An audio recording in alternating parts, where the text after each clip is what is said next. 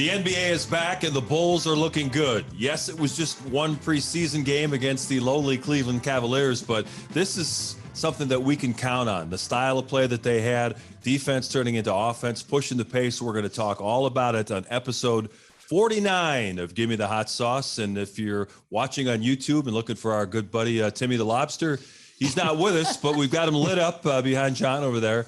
He's down in Florida vacationing, so we hope Tim's having a good time down there. He always has a good time, doesn't he, Stacey? Yeah, he's going to come back looking like Larry the Lobster. Yeah, no all red, no sunscreen. This guy just goes out there. He went down looking like Larry. Yeah, he did. He was already red before he left. He'll even be more red.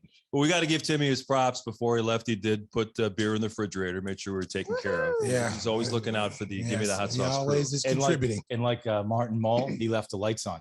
That's good. You know, I thought we show up to his office, everything's locked up. It's like, no, it's ready to go. Yeah. It was ready to go. He's a good man. He's a good man. He must control those remotely. Yeah. Yeah. I think he does. I think he does. He's probably has a camera in here. He's watching us now. Yeah. He's got one of those, That's one of those two-way mirrors. The eye in the sky. Yeah. The eye in the sky. Skynet. Big brother's always watching. Hi, Tim.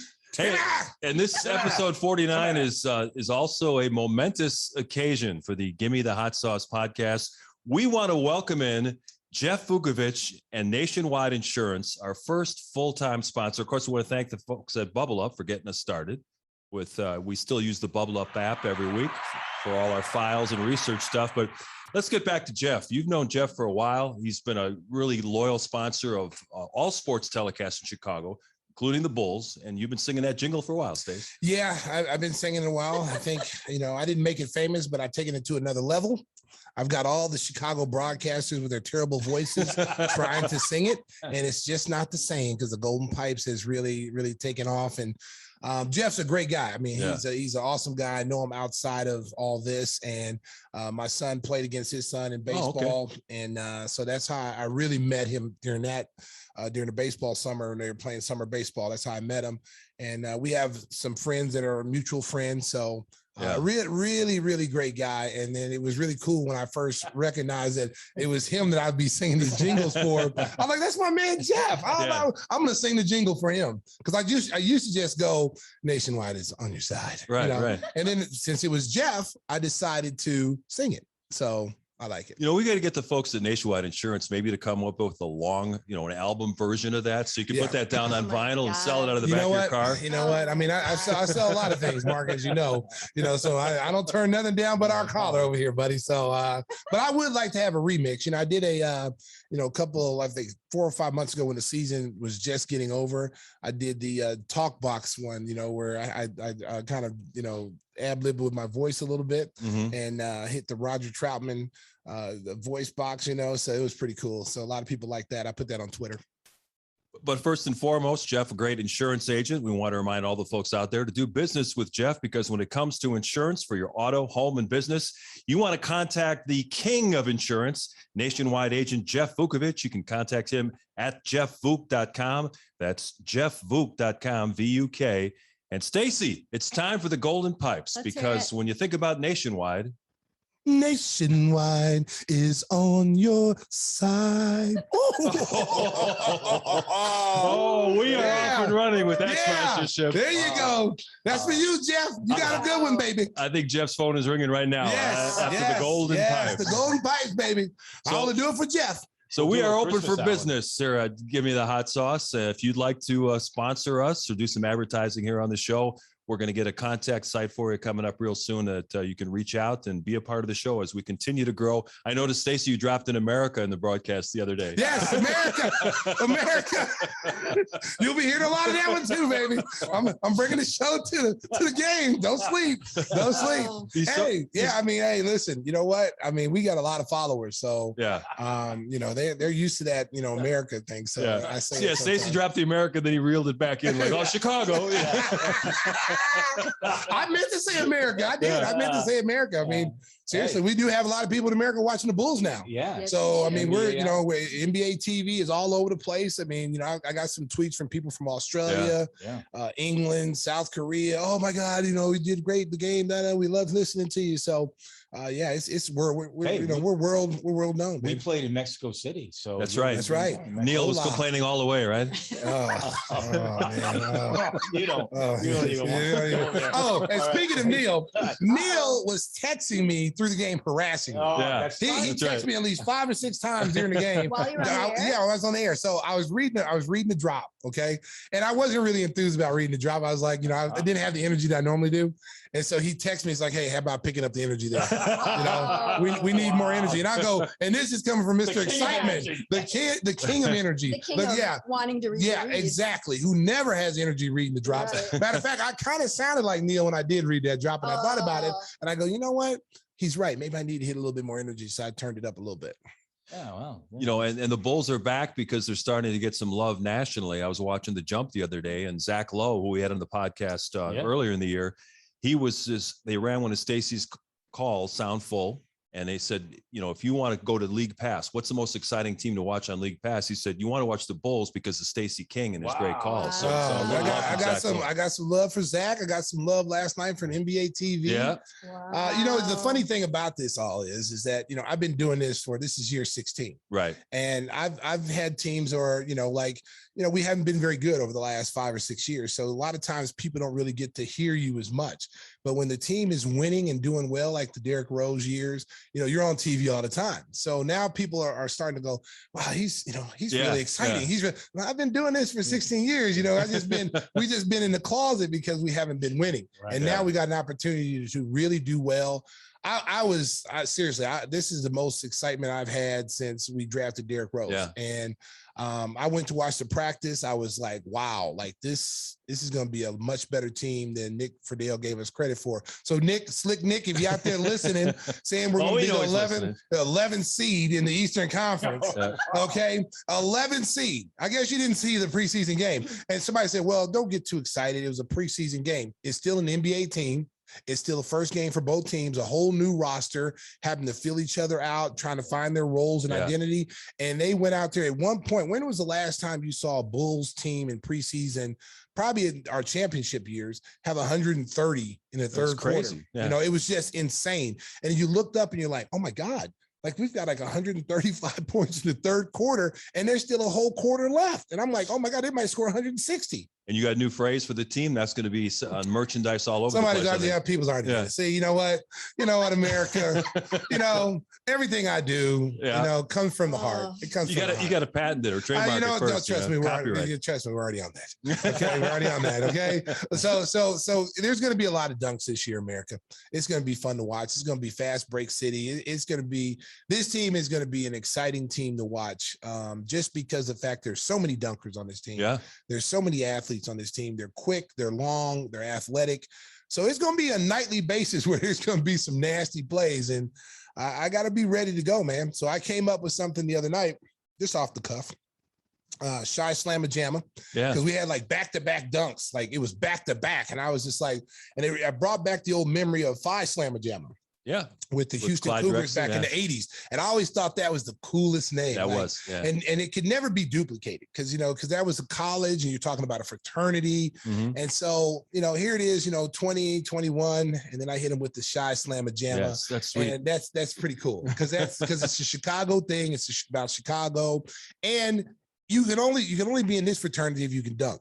There's no layups in this fraternity. So if you laying the ball up, you can't be in Shy Slamma Jamma. So it's only dunks. And we didn't even see Derrick Jones Jr., who was a former slam dunk champion. Tony Bradley. Yeah. I mean, there's Patrick Williams, Kobe White. I mean, this team is athletic. It's long. I think the biggest concern is just having bigs, not being a very big team. But man, when you start Javonte Green at the power forward spot, and you saw what he did out there, it was like I used to say 5 Nwabas. There's like 5 David Nwabas out there, Yeah. He's very similar to that. He's always on the ball. He's always getting steals, passing lanes. He was overmatched in the power forward by the rookie Mobley. Mobley is a first-round pick, lottery pick, and 6'10", 6'11" is going to be a dynamic player as he gets stronger and his body grows into his body. But I thought Javonte Green did a great job on him. I mean, pushed him outside on the block and then played to his strength, says, okay, I'm going to push you off the block because you're so strong. I can't stop you in here. But if I get you to catch the ball out a little further, and now when you face me up, I can use my guard skills defensively to attack the dribble, which he did, and forced him into taking some bad shots. I think he had 2 or 3 blocks at 6'3". And the big play of the game when he dunked on Lowry Marketing, Lowry blocked the shot, and then he power dribbled at 6'3" and put Lowry in the hole. And that was like, I mean, that was just a fitting play by Javonte. Yeah. Javonte Green had 8 rebounds and 4 blocks at 6'4", which is pretty incredible. And now you figure this too. Now he's going to go back to the bench, okay? And you're going to have Patrick Williams move back into the starting lineup. The Bulls bench is going to be very nice. If you Caruso, I'm telling you right now, he was great. America, Bulls fans, if you think that Alex Caruso is just a guy that you like the cigar and put him in at the end of the game when, you know, people chanting his name, he's not that type of player. He is a legit NBA player. He can play both ends, offensively, defensively. He sees the floor. I liken it to if you had a pickup game and you saw, you know, Alex Caruso pulled up to the park and he's the only white guy there.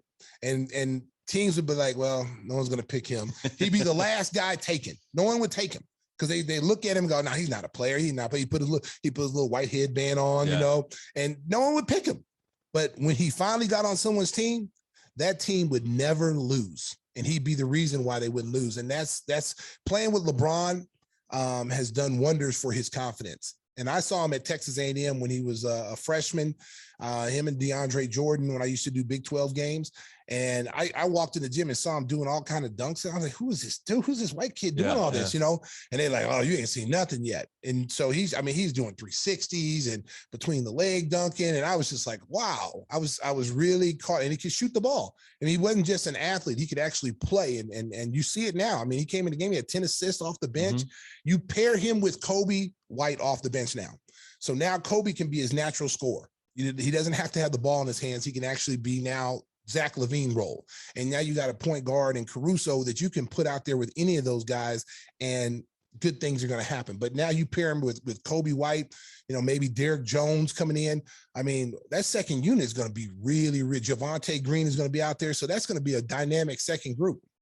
Zach LaVine had a very quiet and easy 25 points. He had a couple of spectacular dunks, but Zach even said after the game, it's going to be so much fun playing with Lonzo Ball, who has a superior basketball IQ, who's going to get me the ball in places where I can score easily. It's not like he has to bring the ball up the court, fight off screens, you know, be double and triple teamed. Zach is going to find that his points, he may not score as much as last year because it's going to be more balanced, but his scoring is going to be easier, and he may take that efficiency to even another level. Well, I liken it to what Chris Paul did with Devin Booker.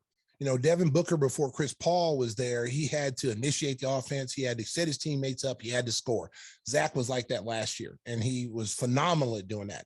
But if you look at Zach's numbers in the fourth quarter last year, they dipped a lot because he was fatigued.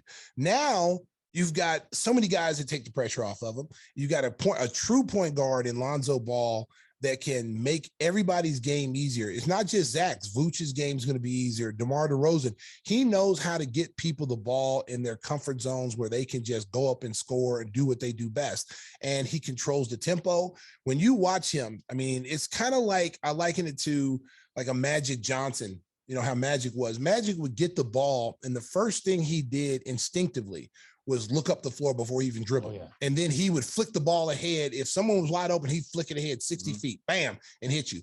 Lonzo is that same type of guard. He's got great vision. And when he gets the ball, the first thing he does is always look up the floor. If he sees someone ahead of him, he will pass the ball ahead. If it's Caruso, if it's Zach, it's DeRozan, he will pitch it ahead. He won't pound the ball all the way up the floor and then get you in a set. He's trying to get fast break points. He's trying to get out and run a little bit. And that's the one thing I saw out of him. And another thing I saw out of him is he's a two-way player. He's a legit two-way player. He put so much pressure on Darius Garland bringing up the floor. One time the Bulls had scored on the dunk.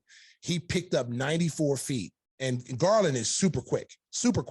And he harassed him all the way up the floor, almost forced a turnover. And then, you know, he had like 3 or 4 steals. He had 8 assists, had a couple of blocks. He was guarding Lowry Marketing in the post. Most of the time when you have a point guard guarding a 7-footer, you're looking to come double to help out.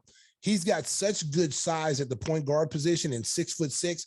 He doesn't need help. He said, I got him. Don't worry about it. Stay on your man. I got him. And Lowry, well, you know, Lowry's not a post-up guy anyway, but Lowry could not even move Lonzo swiped the ball, led into a turnover.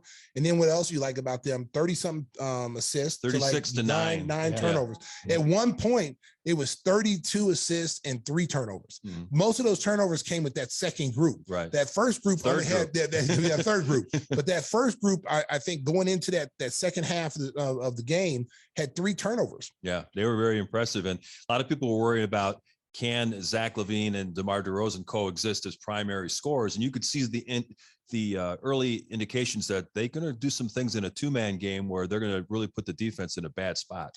Well, DeMar has the ability to get to the foul line. And that's something the Bulls didn't have last year. A guy that can actually go in there and get to the foul line 4 or 5 times, put pressure on the defense in mid-range game, post-ups. And he can also attack. The one thing the Bulls have this year that they haven't had in a while is that at any given time, they can put 4 actual ball handlers on the floor that can attack anywhere on the floor. Okay. You throw Javonte Green out there, who's actually a guard. At one point, it was just Vooch was the biggest body out there, but they had 4 guys that could attack from anywhere on the floor, create for themselves and create for their teammates. They're very unselfish right now. They're getting it. And what happens, Mark, and this, is when you have been practicing and you see it's working in practice, and then you go out in the game and you're like, whoa, like this stuff really works, this, hustle and playing defense and getting after guys and getting steals, because the more opportunities, you don't need to worry about where your shot's going to come.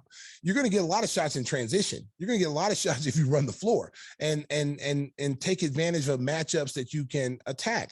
I just like what I saw. I know it's the first preseason game and it's so Bulls fans are like hyped because I'm hyped, but you had to like what you saw on the defensive end, more so the offense. It wasn't just that they beat up a bad Cleveland team. It's the way they played. This is a style that can translate against good teams in the regular season.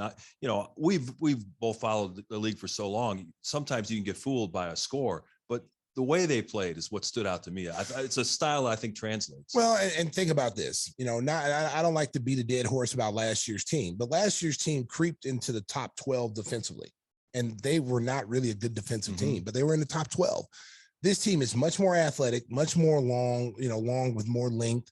This team could easily, and Billy Donovan has had, over the last 4 or 5 years, his team's always been in the top 5. And I could see this team being in the top 5 defensively. And that right there is going to be the difference of how far you're able to go into the playoffs. If you can't play defense and guard people, take away Brooklyn. Okay. Brooklyn is going to be a team that's going to be tough to guard. They're just going to be tough to guard. They got 3 Hall of Famers in their lineup. It's going to be tough to guard them. Can they be beaten? Yes, they can. Okay. Especially if Kyrie Irving doesn't get the vaccination and we have some playoff series in Brooklyn, he may not be able to come, then we might be able to get him. Yeah. Okay. So, but look at the Eastern Conference. I mean, the Trae Youngs and Atlanta and the New York. I mean, I believe the Bulls are better than those teams. I believe, honestly, they're better than those teams. You got Boston. Boston's going to be much better when they're healthy, when they get all their guys. But I just honestly believe that the Bulls are going to shock a lot of people. And now everybody, after they saw that first game and they saw how they won, they're like, hey man, we need to get them on national TV. That's right. We need to start paying a little bit more attention to them, because all the critics were like, oh, the Bulls are going to suck. They can't guard anybody. Boom, boom, boom. And then they went out there and they saw, like, wow, like that was impressive. First preseason game, no jitters, there was no kind of like, more, you know how it is when you get all these new players. I mean, there's only 3 returning players. I don't even count Vooch, because Vooch came in the second half. So it's really, it's Zach, it's Patrick Williams, and it's Kobe White. Yeah. Those are the only 3 returning guys that have been in Billy Donovan's system. Everybody else is new. So when you go out to that first game, Mark, you think there's going to be a lot of hiccups. There's going to be a lot of mistakes being made. You would have, just watching that game the other night, you would have thought they've been playing together for years. Here's their starter stats: 16 assists, 9 steals, 3 turnovers. Yeah. And every one of those starters were plus 30 on the plus and minus board. Right. Okay. And this is what's going to happen to Zach. Zach, now, this is the best team Zach LaVine has ever played on, ever, since he's been in the NBA, probably even in college. So he now is going to have to, like, he sees all this talent around him. He played in Olympics. He saw what it was like being on that kind of team. His game is going to elevate just by playing with better players. And so when he steps on the floor, these guys are going to hold each other accountable. So when you're playing defense and you're watching Javonte Green block Lowry Markkanen or rebound, gets 8 rebounds at 6'3" at the power forward position. You see Lonzo Ball getting steals and getting his hands in the passing lane, blocking shots. if you're the other three players, Vucevic, Zach, DeRozan, how can you not come out there and play with that same intensity? Right. Yeah. How can anybody on the bench who comes off that bench and you watch Caruso and how he gets after people, how can you not want to play like that? Contagious. It's contagious. And everybody's having fun. They're laughing on the bench. When was the last time you saw guys having a good time, blowing a team out, having a good time? They didn't do that in the last couple of years. They always looked like it was like they were miserable. They weren't having fun. And this year you can just tell they bought into it. They're unselfish. And the most important thing, talking to Billy Donovan, is every one of those guys are high character and high basketball IQ. And we didn't even mention Troy Brown Jr., who came off the bench, knocked down a couple of threes right away, scored in double figures. And he's a guy at 6'6", 6'7", who could defend and is going to fit in with exactly the style I want to play.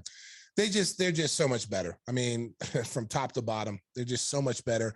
And you got to give, JJ Polk, AK, Mark, all the credit in the world, and then give, Michael Reinsdorf, basically saying, hey, do what you got to do to turn this around. Right. He didn't put any restrictions on him. We don't want to spend this money. We don't want to. He's like, hey, the vault's open. Do what you need to do to turn this around. We want a winner, and we're going to trust you with that. And he's given AK and these guys carte blanche to do whatever they needed to do, and they've completely turned this franchise around. And what they've done is they've set themselves up for future success with other free agents. Mm-hmm. See, when you're winning and you're winning the way they're doing and they're having fun and people are seeing this, now you get guys who are looking like, let's say a Kawhi Leonard. I'm just using him as an example, but Kawhi Leonard's like, man, they look like they're having fun. They're doing some special things in Chicago. They're playing team basketball. They're defending. They're playing hard. I want to play with them. Right. Yeah, that could happen down the road. There's no question about it. You mentioned Kyrie Irving in passing, and I'm curious your take on that situation. If the fans aren't aware of the particulars of it, right now there are certain protocols in different cities where a player has to be vaccinated to practice or play in their home arena, and New York is one of those cities. So Kyrie Irving can't practice with the team during training camp. He can't play in preseason games. If this carries on into the regular season, he would have to miss 41 home games plus the one in San Francisco. So he'd miss more than half the season. He's going to lose money in the games that he missed. But Stacey, from a team chemistry standpoint, obviously he's Durant's good buddy, and Durant, I know, is continually sticking up for him in his public comments. How would you handle that situation if you were his teammate? Well, listen, I mean, here's what I look. I mean, the vaccination is very important. Yeah. I don't care what anybody says. Okay. It's very important. I know there's some people out there that have various reasons why they don't want to take the vaccination. But there's 50 million people that's taking the vaccination, and they're all from different walks of life. There's obese people, there's tall people, skinny people, black, white, blue, green. 50 million people have taken it. Okay. I don't know what the numbers are, how many people have died from the, I don't know that, but I'm just saying there's 50 million people that have taken the vaccination. Okay. And it looks like no one's dying from the vaccination. We don't know what the numbers are, but it doesn't look like there's a lot of people dying from the vaccination. So go get the vaccination. Your team needs you. You're an important part of the team. Go get the vaccination. A lot of times people just want to fight just to fight. You know what I'm saying? They want to say they have a cause, and no one can tell me what to do. No one can tell me what to put in my body. But then, you start looking at all these people who don't believe in the vaccination, and then they end up dying from COVID. And then you interview them, and they say, well, I wish I would have got the shot. Or they're asking the doctors for the shot right then when they're on their deathbed. It's too late. So all this narrative on the outside, and it's sad, because at the end of the day, you know what? You're going to miss half the season. Your team has a chance to win an NBA championship, and you're going to sit out half the games just because of, you believe you don't want someone to tell you what you should be doing and what can you put in your body. I just think it's wrong. Well, Andrew Wiggins of the Warriors took a hard line stance on that initially, but then he got all the peer pressure from his teammates and the media, and he did get the vaccine, knowing that he said, I can't play in the NBA unless I get the vaccine. So he got it, and now he's going to be part of a team that should be very good this year. Well, and then on the same situation, you're going to be losing a lot of money. Mm-hmm. At the end of the day, just because you want to, you have your beliefs that you want to stand in, you're going to be losing millions and millions of dollars.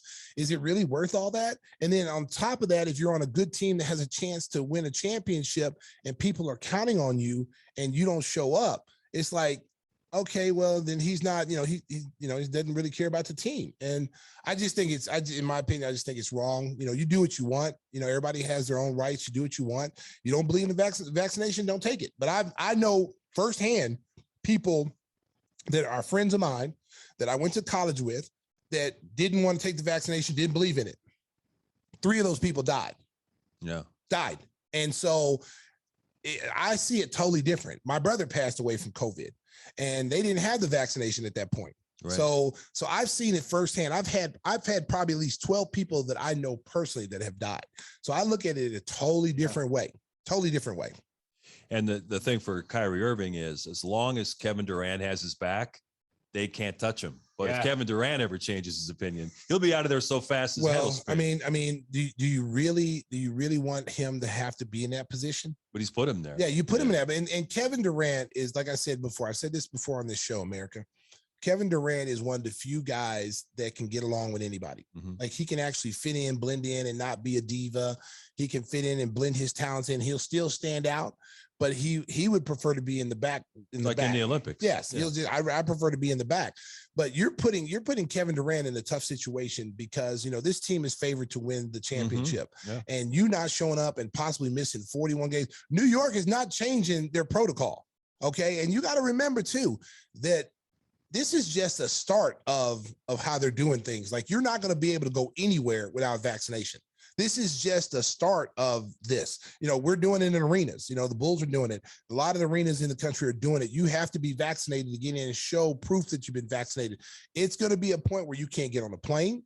You can't go to restaurants. And what are you going to do then? You're not going to be able to survive. And to the NBA's credit, they're saying that about 95% of the players are vaccinated. So that is a good thing from the league's perspective. By the way, our guest has joined. She's in the Sriracha waiting room. Well, we don't want to keep her waiting. No. The history-making broadcaster, Lisa Byington, is going to join us, talk about her experiences working with Stacey King. Now she is the TV play-by-play voice of the defending NBA champion Milwaukee Bucks, replacing the great Jim Paschke. So Lisa is next on episode 49. Give me the hot sauce. Give me the hot sauce.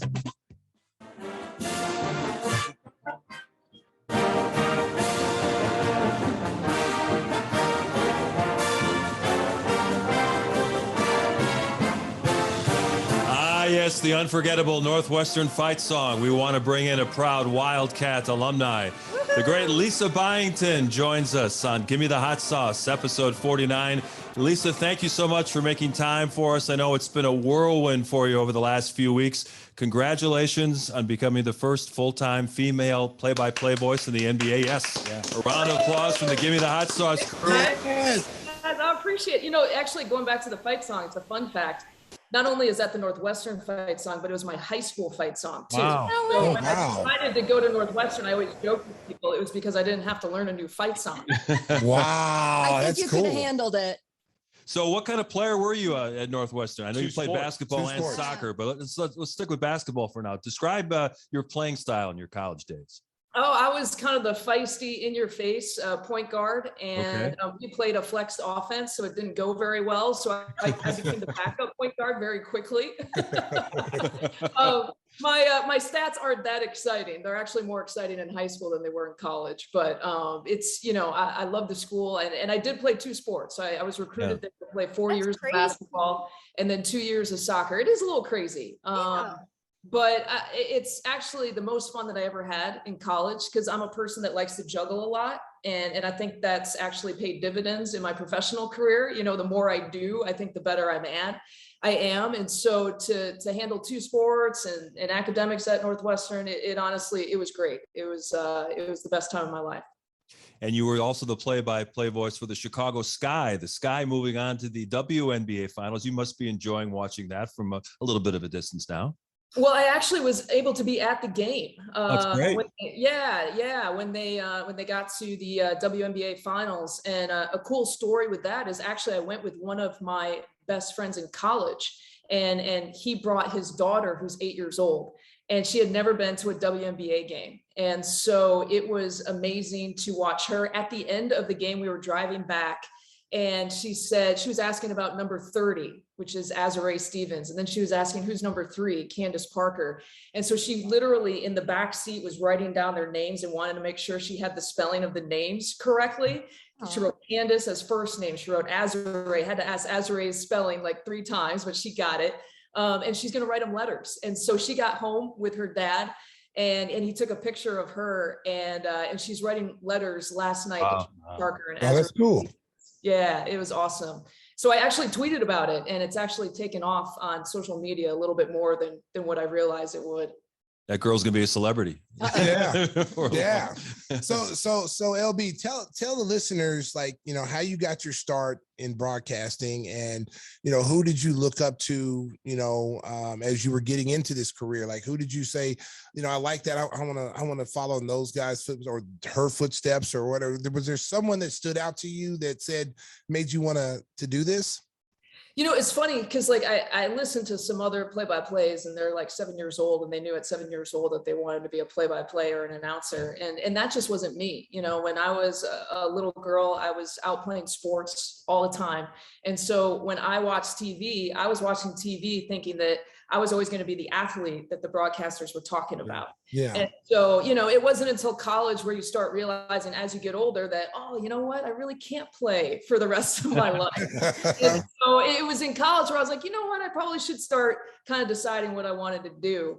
And honestly, quite honestly, like at the time, like Sports Center was the show, right? And on ESPN. And like when I was a kid, I would wake up, I would eat my bowl of cereal, and that's what I would tune into. And I'm not that old, but I'm old enough to know when Sports Center had those reruns, you know, the 1 a.m. or the 2 a.m. Sports Center. And then I would watch the same Sports Center all the way through in the morning, eating my cereal, my Lucky Charms or whatever it was. And so my first goal, Stacey, was actually to be a Sports Center anchor. I loved their style. You know, even like Stuart Scott wasn't necessarily a woman, you know, I loved Dan Patrick and Stuart Scott and the old Sports Center days. But if there is one woman actually who stood out to me, and it resonates now more as I thought about it, was Robin Roberts. And it's because I think she was a former athlete. She was just so always composed and poised on TV, and she still is. But I think if there was one person where I was like, that's the woman who I want to be on TV, it would have to be her. Lisa, it seems like you are always willing to accept any new challenge. You've done Olympic broadcasting, you've done multiple sports on different levels. What is it about you that is so eager to embrace a new challenge and say, you know, that might not be something I'm real familiar with, but I can do it? I think it all goes back to never say no to opportunity.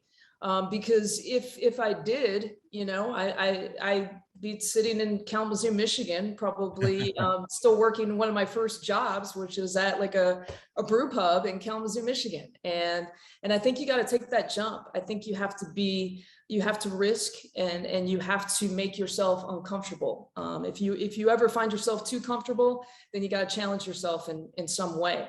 And that was taking my first job in Alpena, Michigan, where before the era of satellite radio, for my interview, I'm hitting scan on the radio dial. It's going all the way through without stopping, and it was on FM. So that's how remote Alpena, Michigan was at the time. Rolled the dice, and that's how I got started. And every single opportunity where, you know, it's Big Ten Network starting in 2007, where they came to me and they said, hey, can you be a sideline reporter? Never been a sideline reporter before. I worked with John. He was one of my first producers on the sideline. And it's just, you know, you have to say yes to all those things, because the yes opens up the door to another opportunity. That opens the door up to another opportunity. And that's how you grow and get better. And sometimes you kind of land the dream job. And I can personally say I've done like soccer, softball with Lisa, men's basketball. We did the first women's game on Fox Sports last year with Sarah.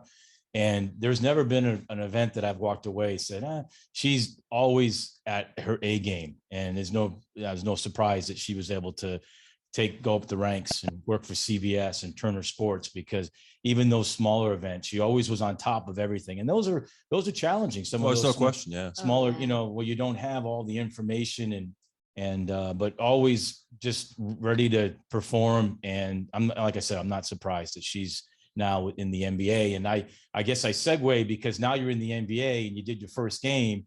And then all of a sudden with John directing, without me. I'm directing, and we have a situation in Memphis. And I was telling Stacey, it reminds me, because Stacey always likes to say it's like the Titanic, and the guys are playing, the band's playing, and everybody's getting off the boat. And I was thinking, there's no way King would have stayed on the air. Nope. I was texting John, and I said, John, why are Lisa and Marcus still in the stadium? How do you know it's Susan, we were wondering the same thing. Why are we? It was crazy. I'm like, get them out. And that made me so mad. The You did a band- great the job. band- The fans still got playing. 3/4 of entertainment. It's over now. You know what, Well, Lisa? That's how I know how smart you are, because Well, people don't know what we're referencing. You know, the first game they ever do, right? It goes 3 quarters, and you're not expecting that. And I'm joking with Marcus Johnson, like, is it something I said? You know, like, they're all you were great. 2 games like this. And so I joke with people now that, you know, for this job, there was so much build up to it and everything. You just kind of want to ease into it. Like, we just don't want to go the full 4 quarters, like maybe 3.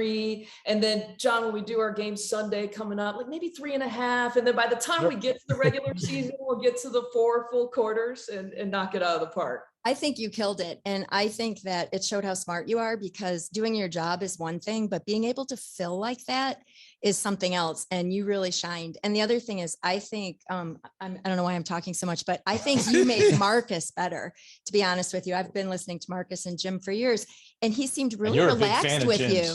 Yeah. Oh, I love Jim. But I mean, he seemed like, I think you brought out It's new more energy. personality in him. And he was like, you know, kind of charming and just a little more relaxed. And I thought you did just a phenomenal job. Well, I appreciate that. You know, I, as a point guard, and, you know, I've worked with Stacey and I've loved working with Stacey, but in my opinion, you know, radio is a play-by-play sport, and TV is an analyst sport. You can see, you know, everything that's happening. And I think I think the analysts, you know, it's called color for one thing, right? For one reason. And I think they can add their personality, their spice, their X's and O's. You know, Stacey is so good at his job. And I have so much respect for Marcus as well, that as a point guard, I really feel like it's, for me, I joke that I'm a pass first, shoot second point guard. And I know that ruins my reputation now. And then maybe like in the NBA, the way that point guards play these days, right? But that's the attitude I have, you know. Zora Stevenson is fantastic. Marcus Johnson is so good at his job and I'm the new kid, right? And so who am I to come in and not try to lift them up? And so I appreciate that feedback, because that's exactly the approach I'm taking this year. And see, in America, Chicago, Here we go. she was one of my hand-picked Oh gosh. people. I did. I picked her. I remember. picked her because I wanted to work with her, because I've been a big fan of hers from the outside looking in. And I'm one of these, you know, I'm one of these guys, like, give everybody a chance. I don't look at it man, female, that I don't look at it. If their person is good, give them the opportunity. And, you know, we gave Lisa an opportunity. Let's talk about that, because, you know, Mark, let's talk about behind the scenes. So we go to Memphis, and, you know, Lisa's on the charter, and I'm like, all right, well, why don't we here's what we normally do. We'll just maybe get King to come down. Oh my So God. we sat, and it's like pass first, listen first, talk second. So King shows up in the lobby, and Stacey just went into like, how many stars? You know, as America, you know, I love to tell stories. I got a million stories to talk about, but seriously though, honestly, it was a lot of stories.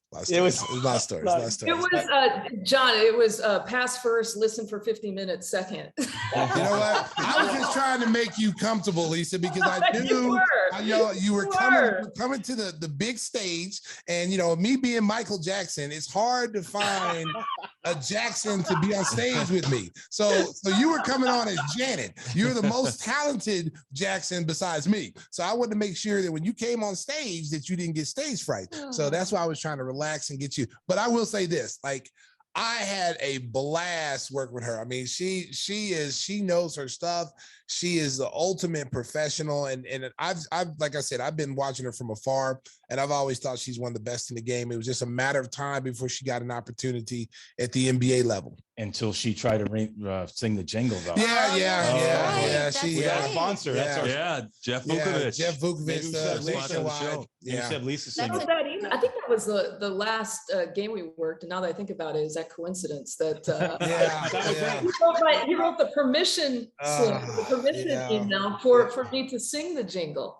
Yes, I did. I made her sign a waiver. to sing the nationwide jingle, and she never sang it again. But anyway, listen, I will say this. When it came down to decision making, you were in my top 3 people when it came down. That's how close you were. We've talked behind the scenes, but I really, really enjoyed working with you. And I knew it was just a matter of time that, because you're so versatile. Anybody that can do what you do in many sports, like I jumped and did baseball a couple of weeks ago, and I have the utmost respect for like you guys and Adam and guys who do like football, baseball, basketball. I went from basketball to baseball, and I do know baseball. Okay. But it was a challenging thing for me as an analyst. Even though I'm the color guy, it was a challenging thing for me because there's so many things you have to know, not just the players, their background, but numbers. Analytics in baseball is so huge.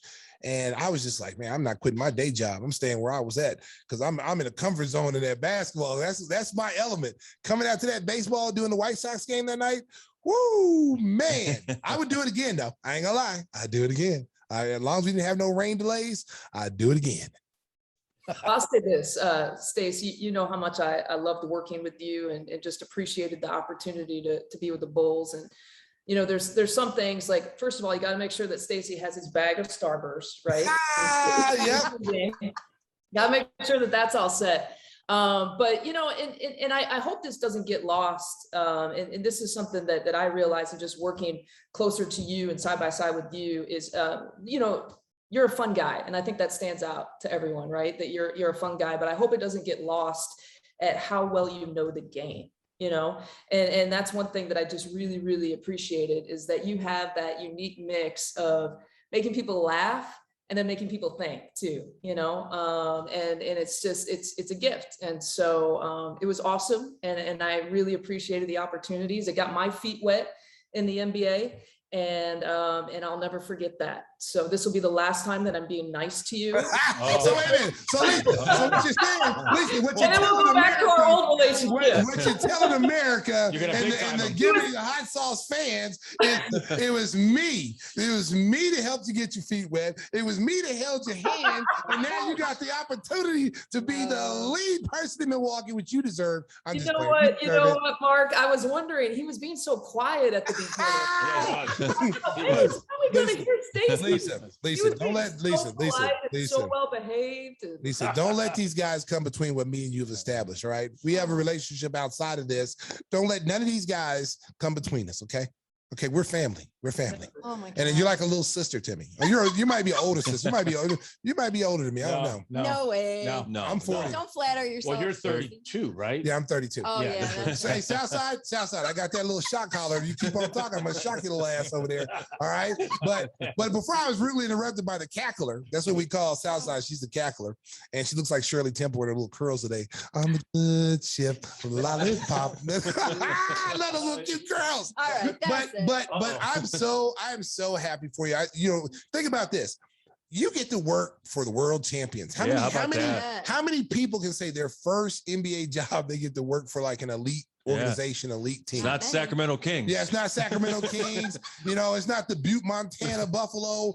It's the Milwaukee world champion Bucks. And you come out and you get this job because you earned it, but you get to step in there and you're an elite job right out the box. Yeah, it's awesome. And, my first few days, like I went to media day and training camp, and it was really like my first few days seeing and interacting coaches, players, and, they could have that elitist, hey, we just won a championship attitude. And I've been around other professional teams in so many different sports, and a lot of them have that, and it was not that way at all. And you guys know the work that John Horst, their GM, and kind of the attitude and the culture that they built. And he picks and chooses, kind of like recruiting in basketball. It's very deliberate about not only the basketball skill set, but the personalities that the Bucks bring in, and they got to gel and mix and match in a very particular way. And that was the one thing that really jumped out to me, and everyone has just been first class across the board. And then let's put you to the test here. Why don't you pronounce some of those names in that first game? Leave her alone. Wow, Give her a chance. You cyberbully. No, I mean, Which ones? I mean, we've been through one game, so she's like, hopefully come on, How about the kid from Seton Hall? You probably Yeah, called the some of his Seton names Hall kid. before. Sandro Mamu Kelishvili. There you go. Oh my gosh. Wow. But And for the Greek queen. import, I don't know if he's going to be on the team. fans, you can go Mamu. Yeah. So I covered him in Seton Hall Yeah. for when we did some Fox games and stuff. So that one was pretty easy. You're the queen. That would if I was working here, I would just defer that one to you. So What's his name? had a Lisa? play What's that guy's name? where You come up with a we nickname. actually Will. had a You would play say- in our you Yeah. would say Greek freak. Yeah. Yeah. Remember I said, Giannis out of the because John had me. We were doing the open and we were rushed doing the open. And so he's like, so we're up there doing it. He goes, and we're doing Milwaukee. I don't know if it was a preseason game or whatever. It's a preseason game. So we were hustling up. And so he hit me. He's like, he hit me with the little graphic. And I was like, and Giannis out to the That's and lived on forever. Yeah, it's been there. Yeah. But you know what? I don't feel bad because Obama messed it up. He's the president of the United States. So I don't feel bad. But I know his name now, though. That's right. Yeah, I know his name now. It just rolls off. It rolls off. we had a Thanasis Antetokounmpo too. Oh, yes. Really play in our preseason game. And so it was literally, I think it was Antetokounmpo to Mamu Kelishvili that I had. Right. To say. That's a lot. I said that play, it's that combo, there was a lot of vowels. Oh, wow. You ain't lying. Wow. That's tough. Wheel of Fortune. That's tough. Wow. I like knew the Bob you Val knew plays. on the beat, but everyone seems to be giving the Eastern Conference to Brooklyn. What's the early feel inside that Bucks the whole operation? They feel like they can defend this title, or are they kind of insulted that people are saying Brooklyn's the team to beat in the East? Bud's actually been asked that question a lot, and I think you can anticipate what his answer would be, right? It's, they don't pay attention to that.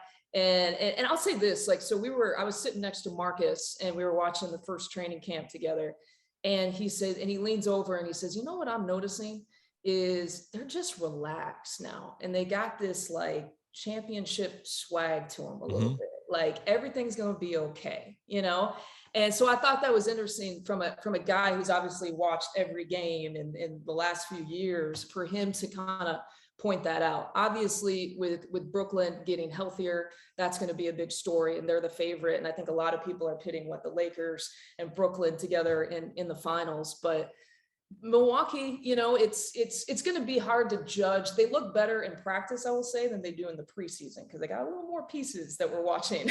Yeah. right now in practice. So we'll see. But the Bulls, I watched some of those. Yeah, they look good. Yeah. Get ready. Stacey. Yeah, get ready, LB. huh? Get ready. Okay. We're gonna surprise a lot of people. See, we were gonna try to sneak up on people, but after that first preseason game, America knows. Yeah. America knows that this is a different, but this ain't The your Bulls are a grandmother's problem. Bulls last year. Okay. This ain't your grandma's Bulls last year. Okay. This is new Bulls. Okay. And I've been rejuvenated. Oh Lord, I've been rejuvenated. I'm finally gonna be able to enjoy what I've been wanting to be for the last 15 years. It's going to be a lot of fun. And I tell you what, man, the East is going to be it's going to be a dogfight. I mean, there's like 8 or 9 teams that it's going to be very competitive. It's not like top heavy anymore. It used to be top heavy, like 3 or 4 teams. Those are the 3 or 4 teams that were going to get to the Eastern Conference Finals or the semis. Now you look, I mean, there's 8 or 9 teams. You got, Charlotte, I think is going to be good this year. You got Miami, you got, Boston that no one's really talking about.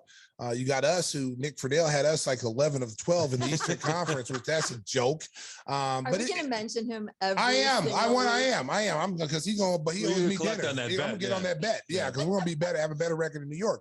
But I still think, everybody says Brooklyn, but depending on what they do with Ben Simmons in Philadelphia, that's what I'm waiting to see what happens there, because if he's on that team, is he come back? Is he disgruntled? Does he not want to be there? I mean, if you're Philadelphia, you definitely got to move him, because he obviously doesn't want to be there, and it's going to be a distraction for your whole team.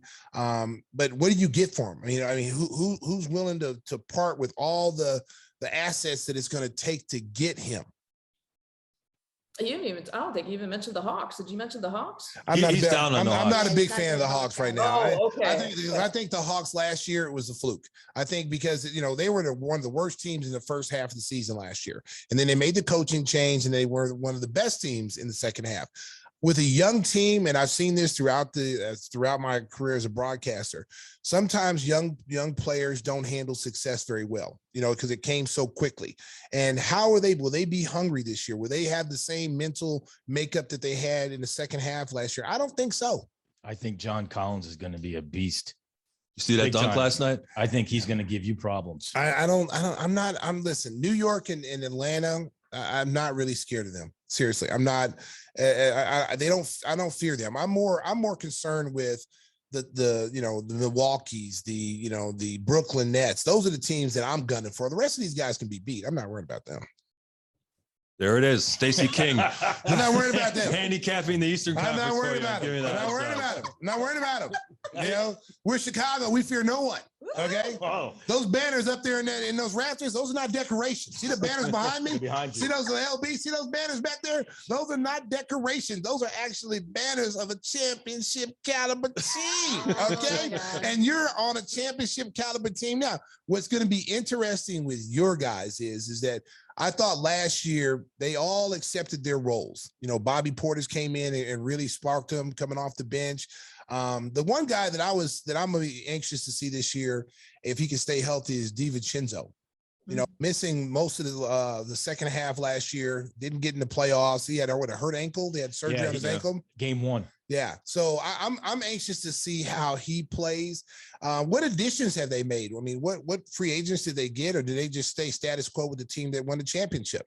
Yeah, they brought in Grayson Allen, which is he's a brawl. Oh no! Oh, he's a perfect fit for that team. He's a perfect fit for that team. Oh my goodness! I listen. Oh man, is that the big free agent haul right there? Is No, they got other guys. Rodney Hood.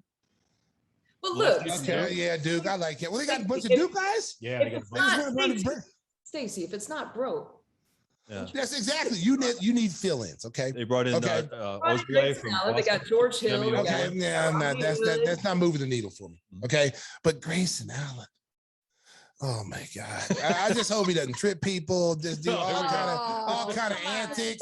I like Rodney Hood. I like Rodney Hood. I've always liked Rodney Hood. I think Rodney Hood, if he can get in the right situation and get in a situation where they allow him to be Rodney Hood, I think that'd be a great pickup, and especially if he's healthy. But Grayson, what do you think of Shemi Ojale? Shimmy. You know what? He's going to take that PJ Tucker role. Shimmy is the tough physical player. Yep. He's going to do the dirty work. He's a younger PJ Tucker, basically. I don't know how well he shoots the ball. I don't think he's really a spot up 3-point shooter. Shot well last year. I mean, but now you playing on a championship team. The pressure is a little bit different. That many minutes. You're not going to get the pressure is a little bit different. Isn't the key though? They didn't lose anybody because Portis opted back in, and DiVincenzo will be there hopefully for the playoff. Well, they lost Tucker. Tucker went to Miami. Yeah, they lost PJ Tucker. Yeah, but I don't think, to me, I watched him play and he did some things against Durant, but let's face it, he's not the key. Like, they didn't lose any. Usually when you win a championship, you lose players. You're waiting for me to say something drastic, right?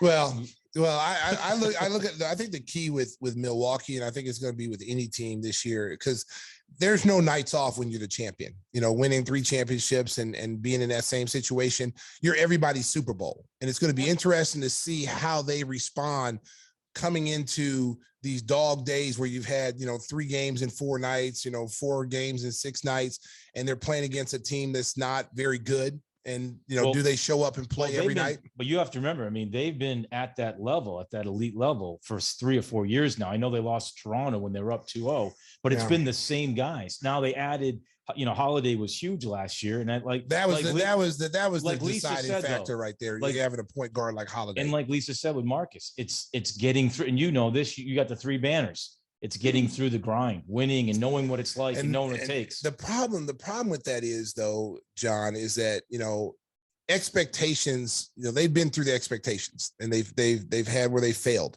where they were supposed to get to the Eastern Conference Finals. They were supposed to go to the finals. And they got beat by Miami. Okay. Now they've gotten over the hump. The key for Milwaukee now is, just like any championship team, is how you come out to start the season?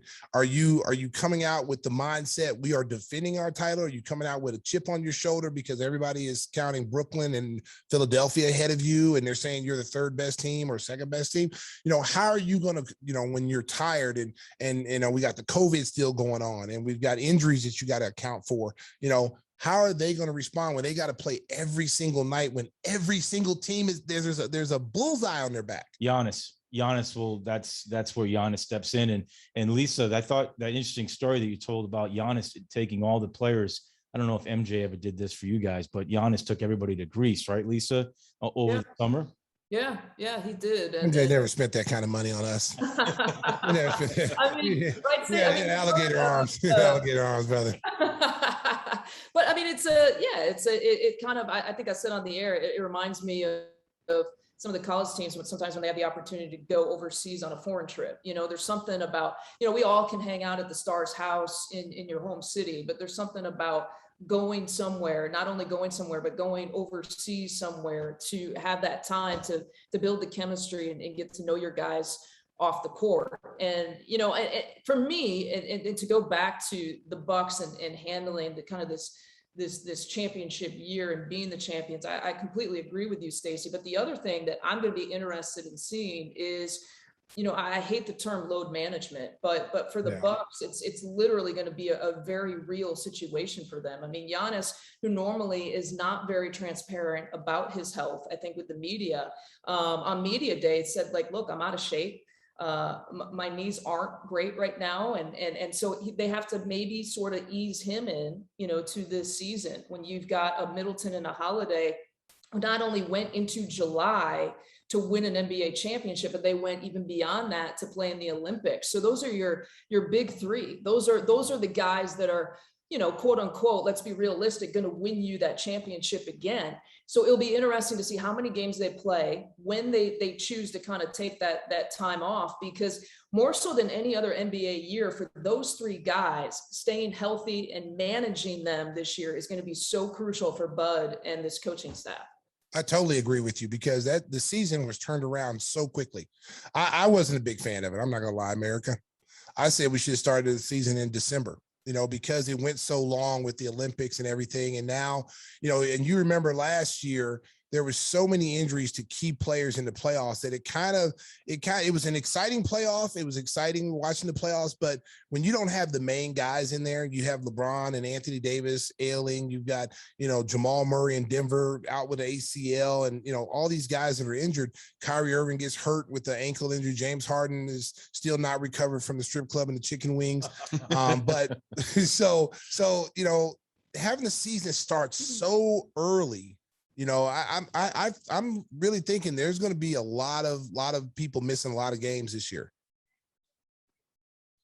I think the league becomes real after the All-Star break, because I think there's going to be a lot of that for other teams, not just the Bucks, but a lot of just kind of fitting in. When do we play which guy against who and on what day? And I think it gets real as we kind of turn the corner towards the end of the season, kind of midway through. We'll see what these teams are about, right? Yes. Lisa, we appreciate sharing so much time with us. Before we let you go, though, I do want to point out something to our viewers and listeners that I saw on Twitter today. You received just a fantastic honor. The Big Ten Conference and the Big Ten Network are going to award the Lisa Byington Award to an aspiring young female journalist. Can you tell our listeners something about that? Yeah, well, first of all, it's an unbelievable honor that I never knew that they were talking about or thinking about. And so ironically, I found out about it on Tuesday of my first NBA game. It was when we were in Memphis. And one of my bosses at Big Ten Network he called me and he said, look, I know you're about to do your free it's game day, and I know you're going to do your first NBA game with the Bucks, but we really need you to hop on a Zoom for like 10 to 15 minutes. And I'm thinking, Oh my gosh. like really on game day? And so he's like, yeah. I swear it's only going to take 10 to 15 minutes. And I said, do I have to do it? Just show up. He says, just show up. And so I'm thinking, did I do something wrong? Yeah. Are you not fired? HR? So I'm thinking like, did I say something in my last college football game? Did I do, So I hop on this Zoom, not even knowing what's going to happen. It's very dramatic. I hop on, it's a black screen. It says, the host will let you in. And I'm like, who's the host? And who's going to be on the other side of that screen? So again, I'm thinking, what did I say? What did I say last Saturday? The screen clears and boom, there's Commissioner Kevin Warren sitting there. And I thought, oh, hi. I said, I didn't know. I knew I had to be on a Zoom. I didn't think you were going to be on the other side of the screen. And, he congratulated me first on the Bucs job. And then he presented this award to me, which I had no idea was coming. And I get even emotional now talking about it because here's why is it took a lot of people to believe in me and sometimes believe in me when I didn't even see things in me. And so to open up opportunities that you can walk through and you grind and you work hard and you kind of build those, right? Yeah. But now to think that I have an opportunity to sit down with a student and I'll have a choice in who gets this award every year and I'll be able to sit with them. They'll get a week at Big Ten Network and walk through and learn TV and the network and I'll get to work with them and to be a mentor in that way. For something that I never had something like that, and to be able to give back in a way that I had always hoped and dreamed kind of that I would have sort of that female role model for me. It is amazing. And so it was unbelievable. And I'm so thankful that I didn't say anything to get myself fired with the commissioner. Well, you're a trailblazer and you're blazing trails for future women who want to get into sports and be, broadcasters and announcers. And that's awesome. And like I said, you're welcome, Lisa. You don't have to publicly say thank you. I know. I know how grateful you are with me and how our relationship with one another. So you don't have to say thank you. I appreciate you as a friend and as a colleague. You are one of the best in the game, and I'm so happy for you. I'm so proud of you. I'm so glad to see that you got the Bucs. We are friends until we play, and when it's over, we'll be back friends. When my Bulls are kicking the Bucs' butt, then don't hold it against me. Don't hold it against me, LB. You're still my girl, okay? Still my girl. When we beat you, you're still my girl. When we're signing off, Stacey, do you want to sing a duet or anything like old times? Listen, I don't think that's going to happen. You had your chance. You had an opportunity, and you had stage fright. Sorry, Janet Jackson. You can't be with Michael Jackson all the time, baby. I love you, Stacey. Thank you, guys. To the Northwestern Wildcats, Lisa Byington. Hey, Lisa, I just want to let you know that fame could be fleeting. They had about 10 or 15 people that passed through filling in for Neil Funk. I was lucky enough to do a couple of those games. I was in Stacey's top 5 at one point. I see he's narrowed it down to 3. Listen, and that ain't in it. Hey, Mark was in my top 5 because we only had 5 people. So that's why he was in the top 5. And then the next year we added 17 people. So it's a rough crowd. It's a rough crowd. It's tough to win over the King. So you did it. You've made it, Lisa. Thanks so much for joining us. Hey, it's a pleasure, guys. Awesome. Thank you. Good luck this year, girl. Best of luck with everything. And we look forward to chatting with you again and we'll get a up-to-date scouting report on the Milwaukee Bucs. Lisa Byington, our special guest on Gimme the Hot Sauce, episode 49. We're coming back with Rapid Fire next. Gimme the hot sauce. Saucy.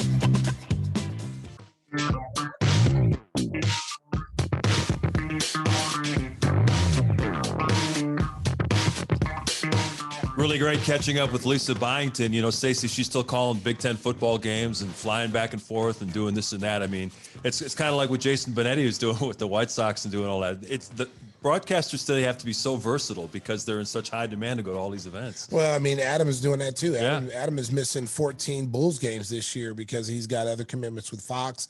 So most announcers are like that now. They've got multiple jobs and they've been doing it for years, and Lisa's been doing it for years. She's really good in the Big Ten. She's really good. She did the Olympics this year. It was really cool. And so she's very versatile, and that's one of the reasons why she's the Bucs, new person now. So I'm so happy for her. She's Mark, a great girl. You have 3 jobs. Yeah. Nothing like what Lisa's got. Hey. Well, as we're recording this on Thursday evening, the White Sox are about to lose the playoff opener to the Houston Astros. We were going to save it, but we might as well go into it now because Adam's calling that with AJ Przinsky. He's doing a couple of games in these series for Fox Sports 1. And, I thought that they should have started Lucas Giolito in game one. He was pitching really well late in the season. You go on the road, throw your best, get that first game in the bank. And Lance Lynn struggled late in the year. He struggled again in game one. Then he got like a bad knee or something. Yeah, he's had a sore knee. I mean, come on, ride the guys who are hot. Tony. You know, it's the best of 5 series. You can't give one away. Tony, done it again. You know, now listen, it's just game one, but this is a huge game. Yeah. It's a huge game for the Astros. 6-1. It's a huge game for Astros. Going into this series, you know, I knew it was going to be tough because Houston is just a really good baseball team. They've been up and down this year. You know, we had Carlos Correa on there early in the season, and you know, he had talked about, you know, the White Sox and how good the White Sox were, and that possibly they would see him in the postseason. And here we are. They're up 1-0 in the series. Yeah. So, but you know what? Hey, listen, White Sox, you gotta flush this down the toilet. Well, you got Giolito going in game 2, and Houston's throwing a lefty, Framber Valdez, who's been a good pitcher, but the White Sox have feasted against left-handed pitching. So hopefully they can even that series. Well, this is no time for bats to get cold. Right. This is no time for bats. It's not even cold outside right now. So when it's cold outside, normally that's when the bats get cold. It's pitching, but it's not cold outside. And they're in a dome. Are they in a dome? Are they in a closed environment? Retractable roof. It's probably open though because it's Houston. Yeah, and it's warm there. Yeah. So there should be no reason why the White Sox bats got cold. They've got to score some runs, and they got to put. My biggest thing with them is that are they still hung over from last year's playoff with the Oakland A's? You know, you'll have that in the back of your mind. You know, you lose that first game now, and now that starts to bring back memories of last year. They've got to put that away, man. It's just one game. You got to come out. Must win. Giolito's going to come in. It's a must-win game. You got to come back to Chicago and put this away. You got to even it up in Houston and then come back and finish it in Chicago. You got the rifles loaded? Yeah, I do. You want them? Yeah. Shots. The whole format of baseball's wild card thing, I think, is going to change with this new collective bargaining agreement. I think the one game winner take all wild card is going to disappear. They need to do that. I think they're going to go to best 2 out of 3 because the Dodgers exciting. won 106 games during the regular season. They almost lost to the Cardinals in that one winner take all. It was a fun game to watch. It was fun. It was exciting. But if you were the Dodgers and you win 106 games and then you lose in a one winner take all, you'd be mad. You'd be mad. And they were one of the best teams in baseball all year long. And to have your season come down to a one game, series. No. And the Cardinals were a very good team too. They were a very formidable, team. You know what? Just be better. You know what I mean? Yeah, don't put yourself in that they went out and got situation. Max Scherzer and Trey Turner. What do you mean? This is ridiculous. What did you say, Susan? Don't put yourself in this situation. How do you won 106 games? How do you put yourself in that situation? You like the one game? I'm just saying, I don't want to throw a pity party for the Dodgers because they just loaded up with all these players. But you play 162 games over 6 months. What if the Red Sox would have lost to the Yankees? Be better than the Giants. Let's just be honest there, old stinger. What if it was the right? What if the Red Sox had lost on Tuesday night? Okay, first of all, the Red Sox don't lose the Yankees in postseason. Because see, I know how John would have been. Yeah. No, John definitely would have said, we need to have a best of 3 series because the Boston was a better team than the Yankees. What about Aaron F. and Boone in 03? Well, that was they lost to the Yankees. Since then, though, what about 04 and Johnny Damon and the bloody sock with Kurt Schilling? We saw it ad nauseum because ESPN was showing highlights of those games. It was the Brady thing, and then it was the Red Sox Yankees. Yeah, and it was just like this East Coast bias. And it was Rondo was the best guy on the team. For New England boys. It's great drama. You have to admit. Okay. I'm telling you what, as a kid growing up in Rhode Island, that was everything. The Yankees. Was Brady the quarterback then? No. Was Rondo the point guard? The Yankees, Red Sox. There were fights. Mickey Rivers, Bill Lee, Bucky Dent, baby. Bucky Dent. The spaceman, Bill Lee. You remember Veritek and Alex Rodriguez going at it? Yes. And Pedro and Popeye. Yeah, Popeye threw the old man down. But come on, man. Man was 80 years old. Look at that heart attack. You know what sports does? Don Zimmer. Oh, my goodness. It connects you with people. My roommate from college, from BU, Chris Stevens Stove. I was FaceTiming him when I was waiting to get on the bus in Memphis. And he looked like Magnum PI because he had a Hawaiian shirt. He was so happy for the Red Sox. And we were just, it was awesome. So that's what sports does. It brings people together. Did it bring you together when TB12 and Tampa Bay went in there into Gillette Stadium and beat the Bill Belichick led? First of all, I didn't hit the rifles before we get into that. didn't take the points. A little I brought- friendly bet There here is no points. I between did. Stacey and I Stinger. brought food which she hasn't touched, Yeah. which whatever. Yeah, you know what? And number 3, let's look at the stats. Oh, Do you want to look at the stats? Oh, no. Mac Jones. Stats are for cowards and losers. Yeah. Jones. Hey, 2 no. touchdowns, Hey. 101 rating. I told Tom him not Brady, to no do this. touchdowns. Oh, On the way Jesus. down. 70 rating. How about Clearly how outplayed. about this, John? How about this? They won. Yeah, Yeah. Okay. Mac Jones went home with the L. I told him Okay. you were going to say that. Yeah, they went home with the L. I didn't care how many yards he threw. He's going to be a good quarterback for New England for a long time, but he couldn't beat the master. It's Luke Skywalker going up against Yoda, and Yoda beat him. Okay, Yoda beat him. Okay, he beat Belichick. He beat everybody in that organization, and he still got love from everybody from that organization. All the players. Did you see how many players came after the across game, the field just to shake his And hand? it was give him raining a like hug? hell, too. It was raining, exactly. The other thing we shouldn't get lost in is that when he came on the field, people cheered. Yeah. Yeah, That just goes to show you the Yeah. connection because, Foxborough and Fenway Park back when I was a kid was an ugly place to go.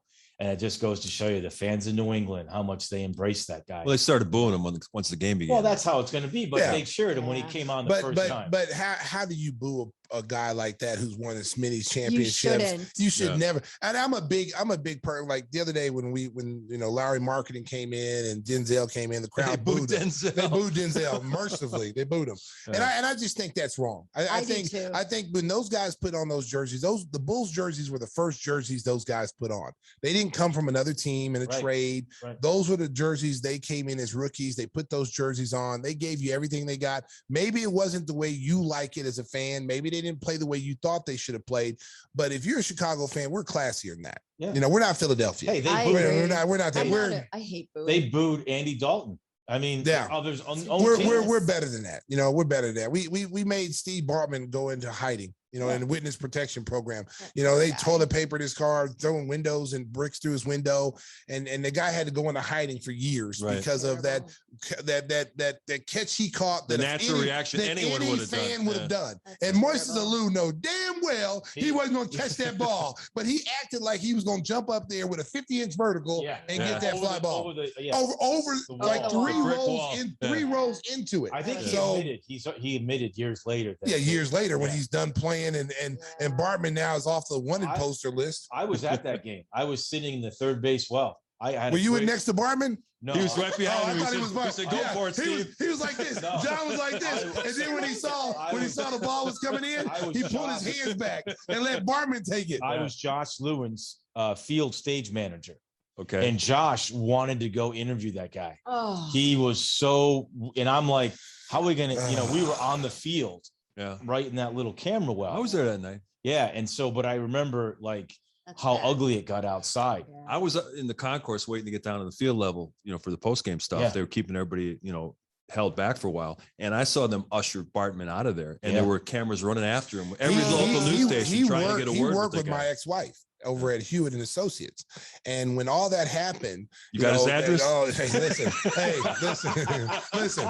Hey, Let's go now. America, Let's go. America, let's go get him. Let's get the pitchforks in the fire. Let's go get him. Man, they No. said, listen, I felt bad for him Me because too. he Absolutely. did. I would have done the exact same thing. Yep. I would have, if that We ball would have all came to me, I would. would have done the same thing. Yeah. It was just the way he looked and how he looked. He had the little headphones on. Yeah. Those damn TV directors. I know. They I know the director, Jim Lynch, did that game. A good friend of mine does it. They would have lynched Bartman. They wanted to if lynch Bartman, yeah. And Jeff Gowan, they've done. He was the producer, and I asked Jeff because I'd worked with him recently. I go, you just kept showing the same. And Marty Music is the camera guy that shot that particular look. And Jeff says, we had 17 cameras, so we had multiple looks at it. Damn media. But they kept, he Wrecked the guy's Yeah. life. But Jim, he kept shooting that, Bartman. Like he Yes. said, Yes. and he was literally clueless. No. He had no idea what was about to happen to him. Oh. And he was sitting there with his headphones on because he was a Cubs fan, probably was keeping score and the onslaught, but they kept showing him. Man, and same thing when when the kicker missed the field goal. Who was that kicker that missed the field goal? Cody Parkey. Parkey. Yeah. Double doink. Double doinked it. Yeah. He just got Okay, signed again by Okay, somebody. but you know what though? The Bears, first of all, should have known that he wasn't a good kicker because he missed a lot of extra Yeah. points that year anyway. And when the game came down to it was against Philadelphia, I think it was Yeah, in the they were playing playoffs. in the playoffs. Yeah. and the outrage of the fans when they showed the fans coming out the arena and they were yelling, just obscenities towards the kicker. Yeah. I mean, I ain't gonna lie, America. I was yelling obscenities in my household, and I was, because I was like, you got one damn job to do to kick the field goal. The Bears advanced to the playoffs. They were a better team, and then you double doinked it. But I knew, because I said, this dude missed too many extra points this year. They probably should have cut him and got someone else anyway. But the way the fans, I mean, they kept showing it. See, the media is bad. And you're just inciting riots when you do that. You're inciting, people are already on high alert anyway. They're already, people been drinking. They've been drinking. It's a long afternoon. It's a long afternoon. And so when they just keep showing it, they keep showing it. See, now when I went to when the Bears played Carolina Panthers, 2004, 5, 7, 8, I can't remember. Yeah. But they were a really good team. And Jake Dome and Steve Smith, first play of the game, down the sidelines, bang, they're up 14-0. I got out of there at halftime. I'm like, I'm done. I'm not going to stick around. Right. I'm done. Yeah. The Bears had a bunch of injuries. They had like a third string corner there who just got lit up, and the fans were all over him too. But the ugliness, I'm with you. It's like, be ugly at home. And I've been ugly at home. Rooting for teams, but or against them, but not in public. I thought you stopped to look in the mirror in the morning. I mean, what's going on with that? Yeah. No, but I mean, we wake up and I say, "You're okay, John." Seriously though, all jokes aside, I mean, you pay for your ticket. You have the right to boo. You have the right to do that. But when guys are coming back from other teams, it's not like they asked to be traded. It's not like they asked to be out of here. They did anything to fans. It just didn't work out. They're somewhere else. They're playing. Cheer them on. Get a life. You know what? Cheer them on. Don't be so mad at them. Yep. Another thing that's really hurt too. Is talk radio. Talk radio. I mean, it's gotten a lot better than what it used to be. Yeah. Like you'd hear people call in and get him out of here. He's when I see him, I want to punch him in the face. Yeah, it's like whoa, and then the guys would incite that. I mean, there was a lot of those guys back in the day. I'm not going to name their names, but we know who you're talking about. Yeah, there's a lot of guys back in the day that would incite that. Yeah. And I remember when I was playing, and they would say stuff about guys on our team and get the fans against you, and it's like, what are you doing, man? Like that's the worst thing to do, because these players are in the city. They're moving around. They're out there with their families. They're going to grocery stores like you do. And to have some crazy fan who's so caught up into it and is angry, and to confront you and show up at the grocery store and like try to attack you. I mean, it's insane. The other problem too with those people that you're referring to, some of them are former players, I know, but some of them aren't, is that they never go to the locker room of the clubhouse. No. Like, you're going to act like that and then not go. Like, what do you do for us? Because I'm part of the media, and I travel with the teams like you do. We're not looking to, but we get labeled because of that. Yes. And I think those people need to show up and take their lickings from some of these players. And I think we'd have a better open society. Well, and that's one of those things too, John, where we all get lumped into being media. I'm a former player, so I'm not going to dump on players. I will call what I see. Yes, you do. I won't, like Norm Van Leer, love him, miss him. And it was great, but Norm would beat a dead horse. I mean, he would continue to beat this guy's terrible, whereas I'm more like, get your point, get in. People can see it on TV if a guy's playing hard or not playing hard or not executing.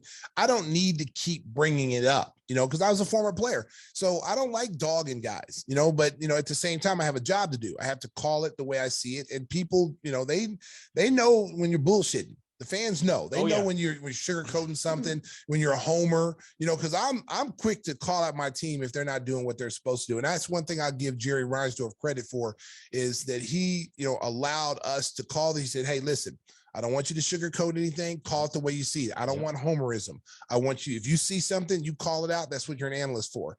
And he's always, in my 16 years, has always allowed me to call the game the way I see it. And I think when you look at some of these guys like, Tommy Heinsohn back in the day, and some of these, older, like Red, even Red was like, the Bulls did nothing wrong with Red Kerr. It was always the other team's fault. And I love Red to death, but that's Johnny Most. Yeah. I mean, everybody, people grew up listening to those guys, and they like that kind of stuff. But now it's, nowadays it's a totally different broadcasting, because people are smarter. You got really diehard fans that know the game, that know when the team's not playing. I can't take a pig and put lipstick on it and a wig and makeup and make it look good. You know what I'm saying? Yeah. I can't lie to the public. If the team's not playing well and they're down 40 points because they're not hustling, I can't go, well, the other team just has it better tonight. The referees are not giving the Bulls or calls or whatever. You can't do that. To your credit, though, you pull out another thing from your toolbox, and that's the ability to have some fun. And you've done that over the last couple of years when the team might have not been playing well. And that's just makes you that why, because it's been tough, John. I'm in America, Chicago. It's a great compliment by my man Stinger. It's tough. It's tough. But right now, America, it's looking good. This is payback for all those years. I'm getting the team that I deserve, America. I am going to run wild with this, America. You thought I was wild. You thought I was crazy when we were losing. Wait till you see when we're winning. Oh, Lord, they have released me.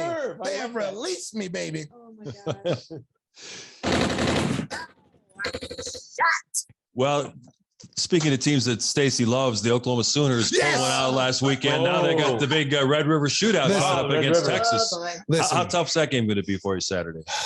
America, I'm a little nervous. I'm a little nervous. Texas has been rolling up 50 points since they lost that game to Arkansas. And they put my boy Charles Thompson, who I went to school with, who I played youth football league with, and he was OU quarterback. His son is a quarterback from Texas now. Yeah. Should have been the starter in that Arkansas game, but Steve Sarkisian promised it to another kid. Andy Dalton? No, he's like, he looked like Andy Dalton in the first game. And then they brought in Charles's son in the second, but like the last quarter, he put up 21 points and made it a respectable game. And they've been putting up 50 points ever since. And so I'm a little nervous, Mark, because we have not played well at all this whole season. We have defensively, offensively, we're having a hard time moving the football. We're having a hard time, sustaining drives. The quarterback, he's a Heisman Trophy, candidate.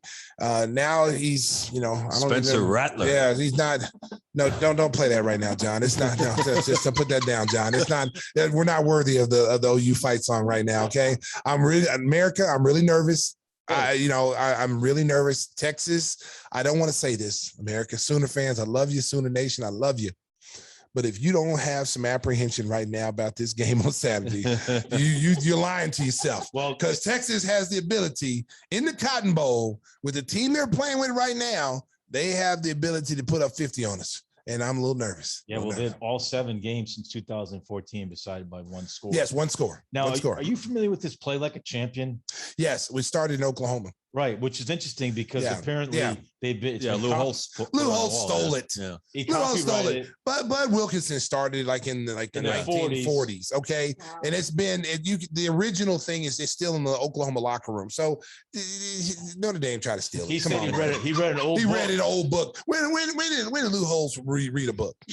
When did he read a book? And what book did he see that in? Yeah. We play like a champion. There was in no books. Okay. He stole it from the University of Oklahoma. Wasn't it win one from the Gipper? Yeah, win one from the Gipper. That was Ronald Reagan. That was a movie terminology. I don't even think New Rockney said that. And I don't even think the Gipper said it. Gipper probably said, just get out, man, and just leave me alone. I'm tired. He didn't say anything about win one for the Gipper. It was an act. It was all an act. But that play like a champion was created in Norman, Oklahoma by the great late Bud Wilkinson.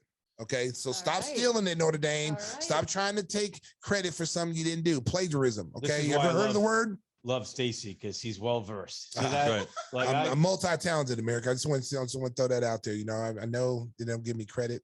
There's a lot of haters out there. All right, Tito. Okay, so here in the Give Me Hot Sauce studios with my good friends here, I think they're starting to recognize how talented I am, America.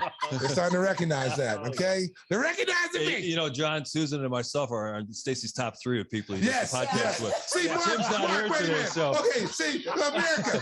Now we got to go back to the Mark situation because he kept bringing this up. See, Mark, I had to pull some strings to get my boy. That's right, and I appreciate that. And so I'm like, I had to go fight a bunch of wild dogs to get Mark on there. You don't know the battle I had to do to get my boy Mark out there, and I got him there, and he did a hell of a job. Oh yeah, the Skynet. Skynet didn't want any piece of that. All I know is that you told them you had the wrong bus. Hey, listen. Poor guy. Listen. For Mark to do, I was so glad to have Mark there. Mark did a great job. Mark did a lot better job than some of the other people that we had. Yeah, we're gonna name names. Yeah, I'm not gonna name any names, okay? Because just protect those. I'm gonna protect those people, okay?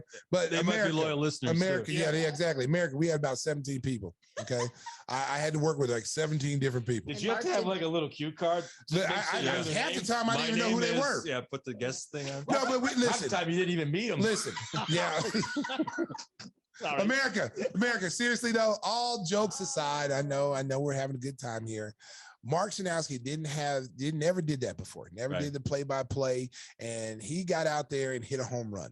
Okay, hit a home run, and I had fun with, and I knew Mark would do good because we used to do pre and post game show together. So I knew that he would do Chemistry. good. Yeah. So I went out there, and I pulled my boy Shanowski into the group. Come on, Mark, I'm gonna bring you in. There was a lot of forces against us. That's all I'm gonna say on that one, America. There's a lot of forces, but when you're talented like myself, you're able to get things done, and I got it done. And Shanowski, he was right there with me. He's in my top 5. And that's where I'm gonna leave it at that. I don't know where he's at in the top Stacey. 5, but he's in the top 5. And there's about 12 other people that you're ahead of, Mark, in the rankings.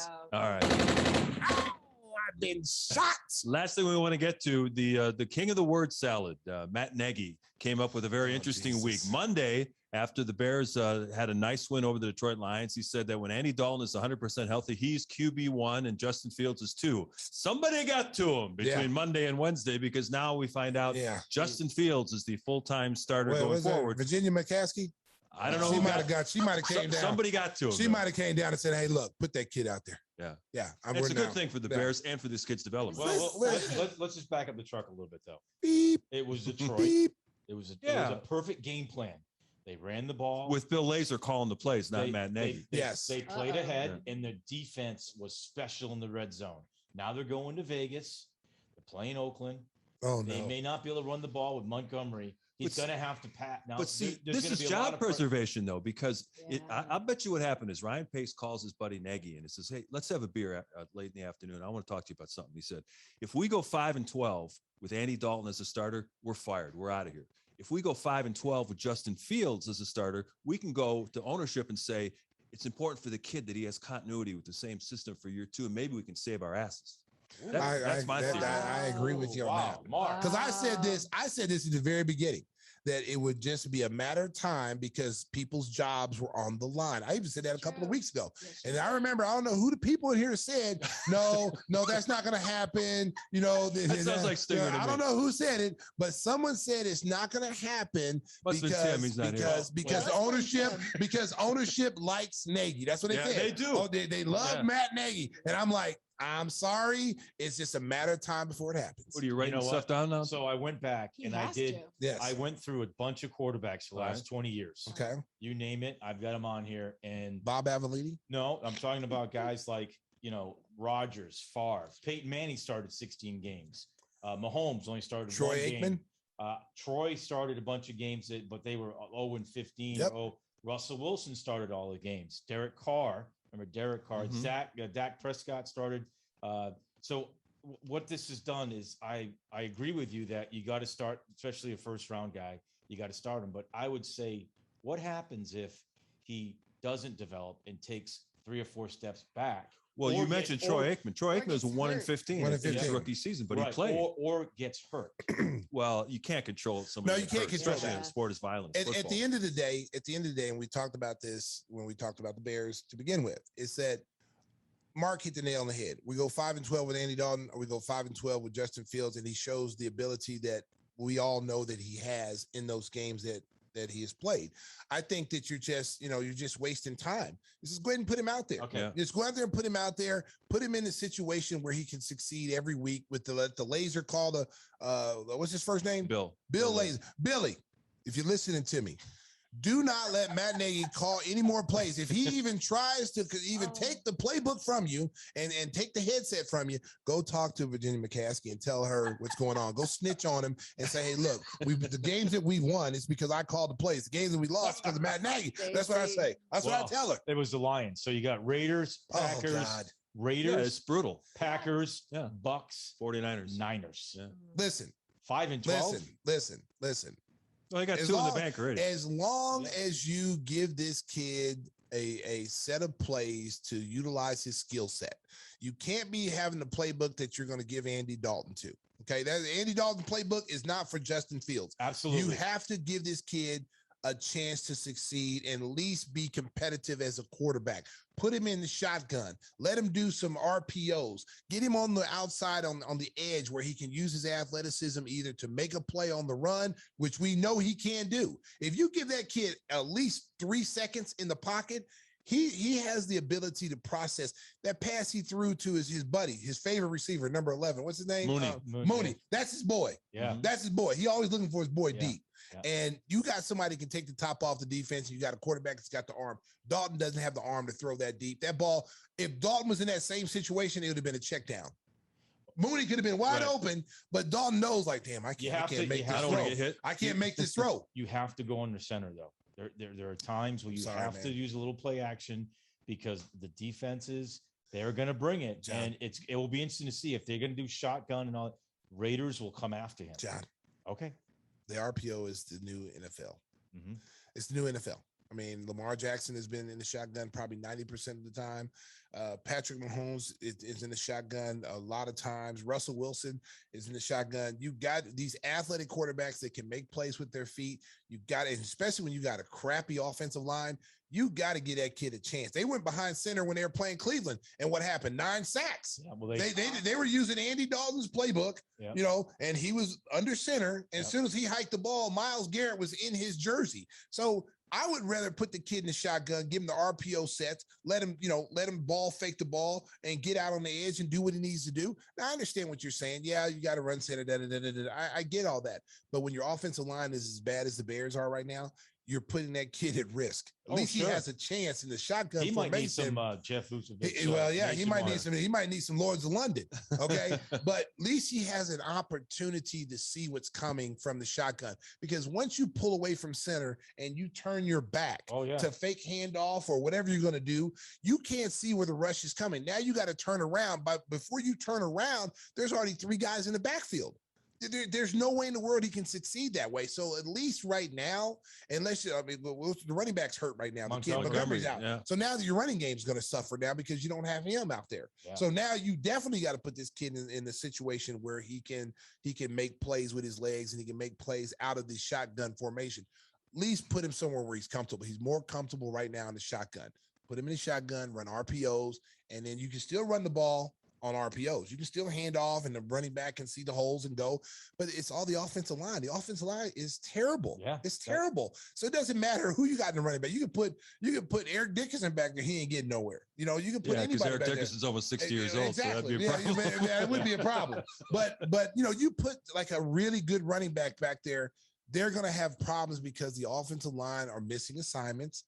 Guys are letting guys come through gaps and you can't run the football. If you can't run the football, you're not in play action ain't gonna work. Play action ain't gonna work, but it's more likely to work in RPO than it is in behind going under center. I think they're behind the 8 ball in personnel, and I think it's going to hurt him. And that's why I'm thinking he's not going to be able to just go out in the field and make all this happen when he doesn't have the personnel out there. So he's got the receivers, though.